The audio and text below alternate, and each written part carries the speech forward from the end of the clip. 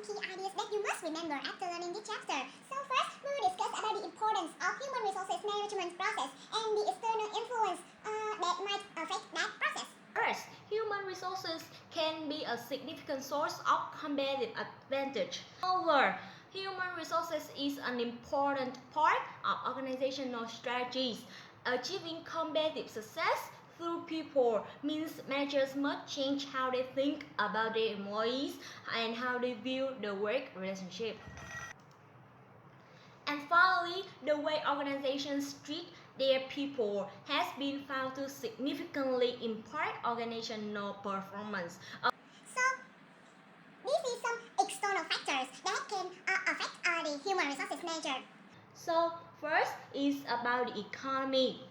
We can see that nowadays there are growing tendencies of gig economy. This is a free market system in which temporary positions are common in organizations. Contract with independent workers for short-term engagements. An example of this economy is freelancers, independent contractor, project-based worker.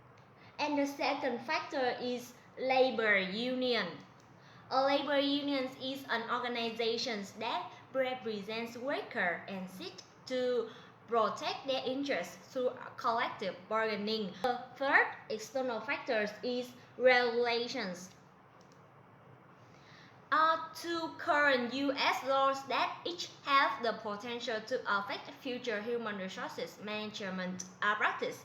The first one is Protections and Affordable Care Act, that is PPACA. It's commonly called the Healthcare Reform Act. This law is affecting current human resources management practice as employees are beginning to sort through the requirements and the deadline of the compliance. And the second one is the Social Networking Online Protections Act, or can call that SNOPA, which has been introduced and would prohibit employees from requiring a username, a password, or other access to online content. And the last external factors is demography. The Gen X, those born from 1965 to 1977, make up almost 29% of the workforce, and the last one is Gen Y, that is those born from 1978 to 1994, make up almost 24% of the workforce. And now we will discuss about human resources planning. So human resources planning helps organizations recruit, retain and optimize the development of people needed to meet strategic business objectives and to respond to changes in the external environment. So human resources planning entails two steps. The first one is assessing current human resources, and the second step is meeting future human resources needs. So managing begins human resources planning by inventory current employees. This inventory usually includes information on employees such as name, educations, training. Once you have a pool of candidates, the next step in the human resources management is selections. This is screening job applicants to determine who is best qualified for the job. Managers need to select carefully since hiring errors can have significant implications. we will find out about the difference between orientations and training. So, orientations is the process you use for welcoming a new employee into your organizations. The goal of new employee orientation is to have the new employees feel welcome, integrated into the organizations, and performing the new job successfully and as quickly as possible. This is the types of training. We have two main kinds, that is general training and specific training. So general training is used for some basic skill like communication skill, computer skill to support for the work, and the specific skills is provided for some specific positions in the company. In part 4, we're going to talk about retaining high-performing employees. And we have the performance management system. is a system established performance standards used to evaluate employee performance. We have two kind of pay. Is the first one is skill-based pay. It's a base system that rewards employees for the job skill they can demonstrate.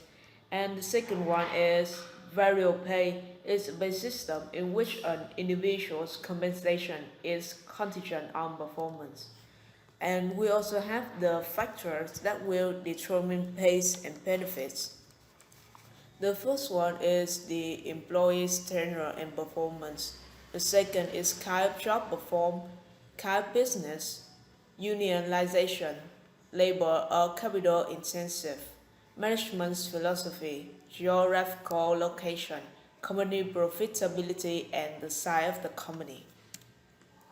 So, in part 5, we're gonna talk about contemporary issues in managing human resources.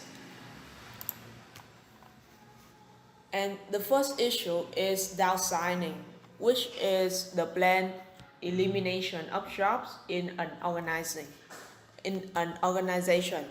So this means when an organization have to face a recession, they need to cut off the employees so they will reduce their labor costs. And the second issue is sexual harassment.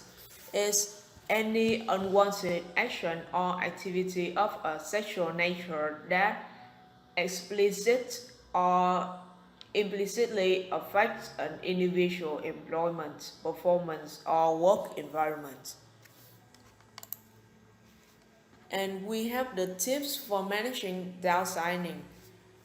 Is treat everyone with respect, communicate openly and honestly, follow any laws regulating severance pay or benefits, provide support or counseling for surviving remaining employees, reassign roles according to individual talents and backgrounds, focus on boosting morale, and finally is have a plan for the empty office spaces so it isn't so depressing for surviving employees. And we have the friendly benefits are the benefits that accommodate employees' need for work-life balance. And we have an example that the employees who work part-time so they can balance between the job and their lifestyle and their time for the family. And we need to control the human resources cost because based on the study, we found that employing healthcare since 2002, their costs have risen an average of 15% a year and are expected to double by the year 2016 from the 2.2 trillion spent in 2007. And also, we can see that employee pension plan costs have become such an enormous burden that companies can no longer afford them. And in fact, the corporate pension system has been described as fundamentally broken.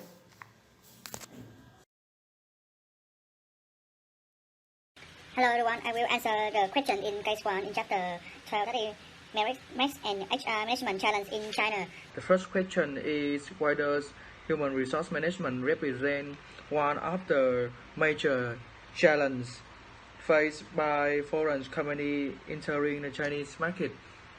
I think it is because its problem is quite important. Is qualified manager to lead the operations in Chinese market. It is a question that whatever must use the managers from the foreign countries or use the local talent management.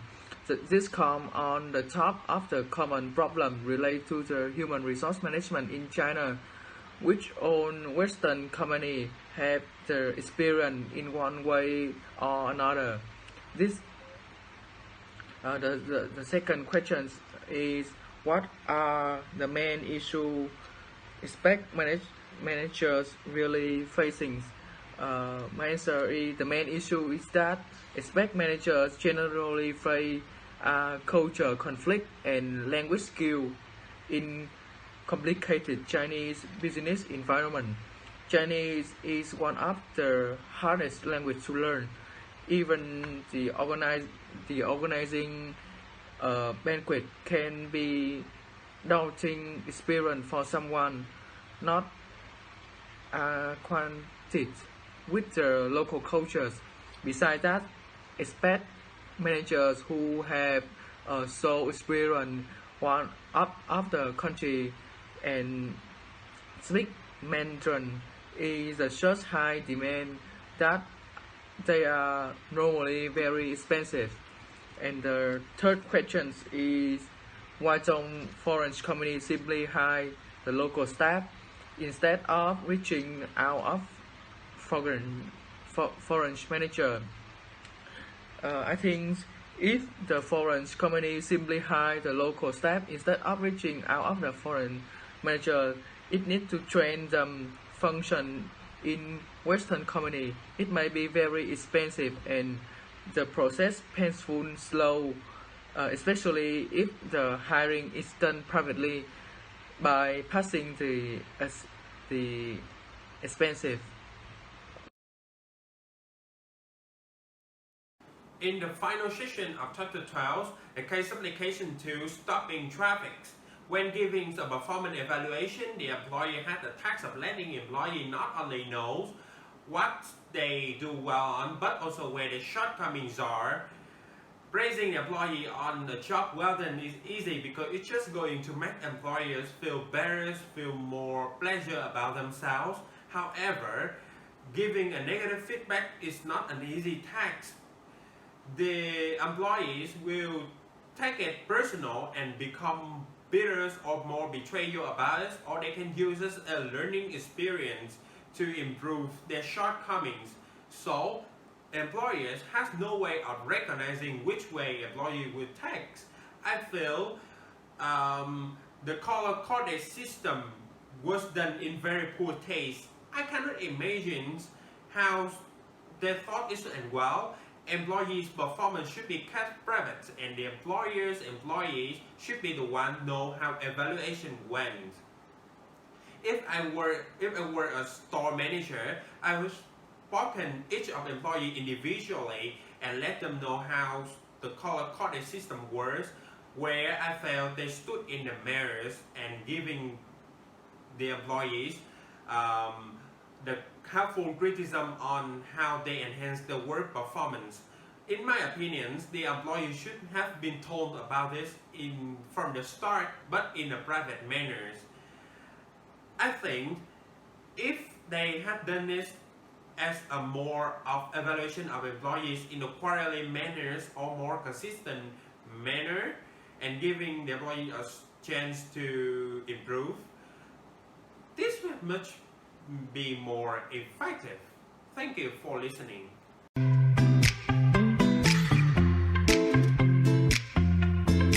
Hello everyone, I will present the chapter 13, creating and managing learning object 1 and 2. First, that is talking about a group.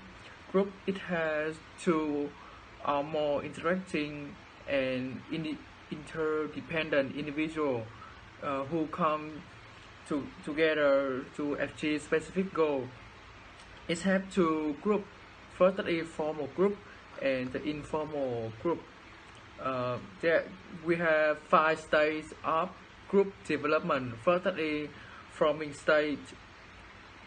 That is the first stage of group development, in which people join the group and then define the group purpose, structure, and leadership.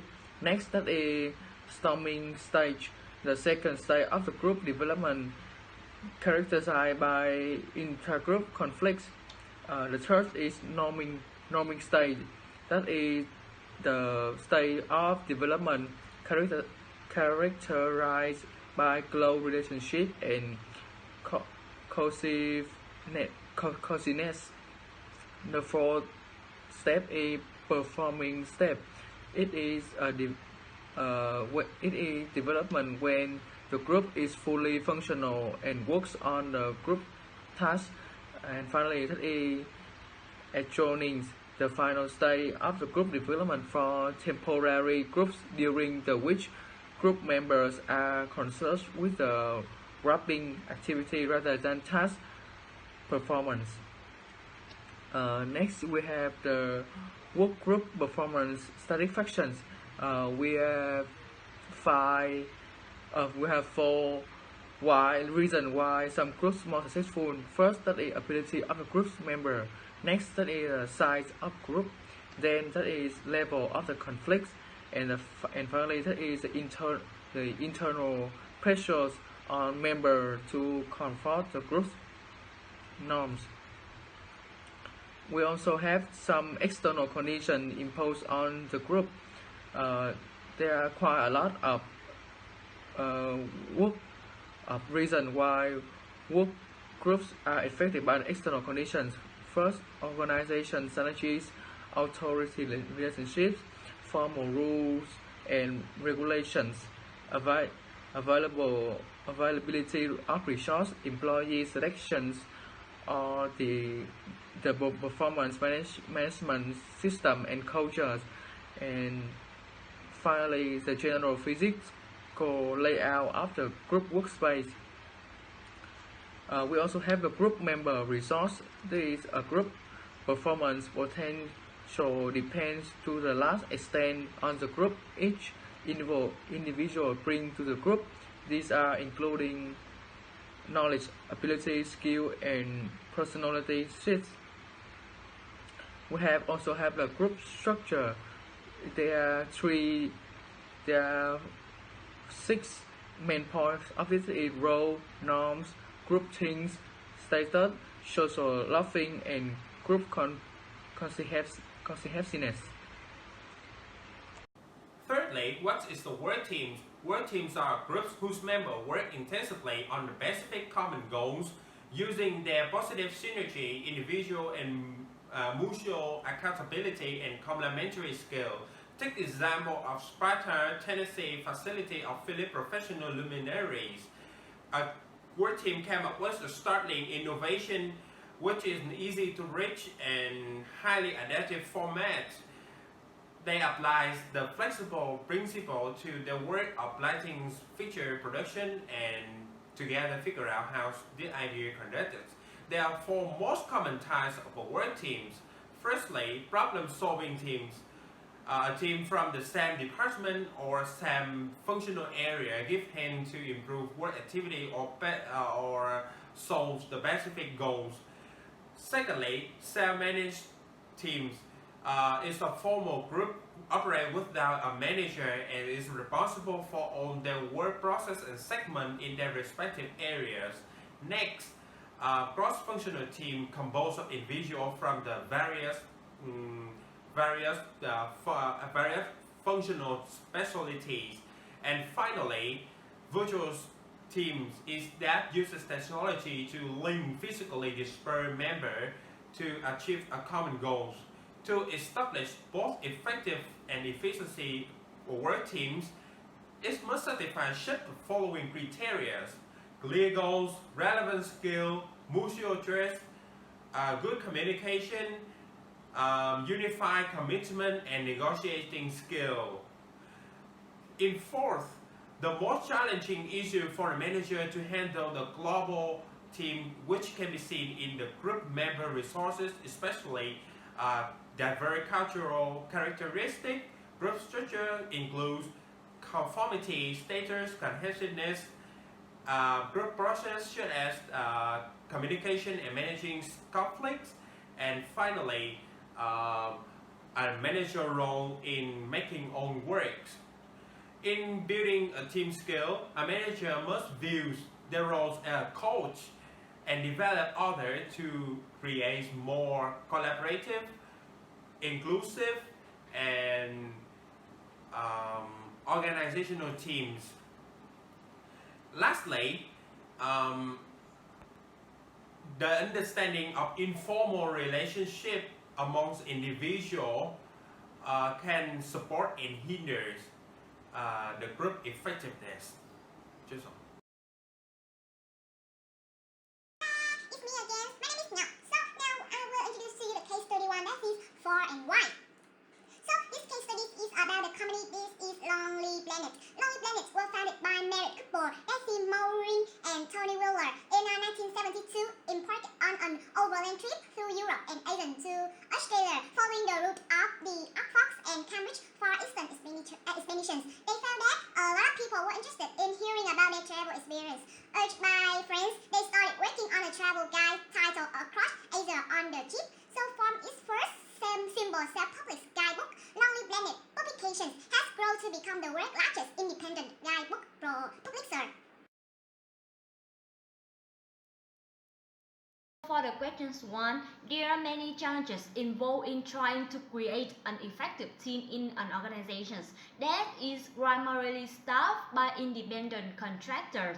One is pooling different resources from different expertise and trying to make all these people work cohesively together. There can be a lot of miscommunications between people that haven't been working together for an extended period of time.